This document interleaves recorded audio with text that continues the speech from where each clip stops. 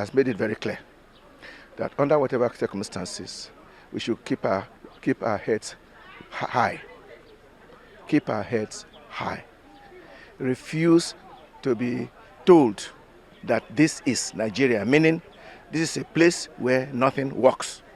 We should refuse to agree that this is a country where certificates are forged and it is okay. We should refuse to accept a situation where elections are rigged and you are told to go to court.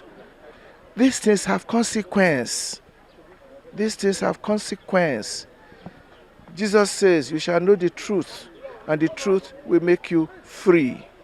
You can't run a nation well if we do not respect the truth.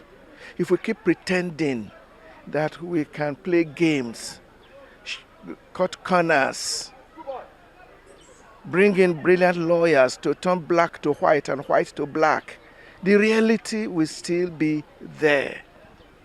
And right now we are still in the midst of the election. And it is not about the politicians or the candidates. It's about us, about Nigerians. It is we who went to vote. And if we do not have good election, you can't have a government that enjoys our confidence and our trust. Even angels cannot rule a nation where there is no trust. So whoever claims to be ruling us now should know that we need to have the trust of the people.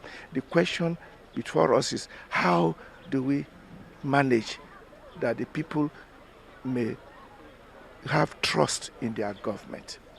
A lot has to be done by those who claim to be ruling us, those who say we have elected them. They cannot just sit there and expect that just things will work normally. What will they do? I don't know. But if they ask my suggestion, I will say they should accept the reality on ground. Accept that they have a heavy trust deficit. And nothing wrong with admitting that things when it didn't go so well.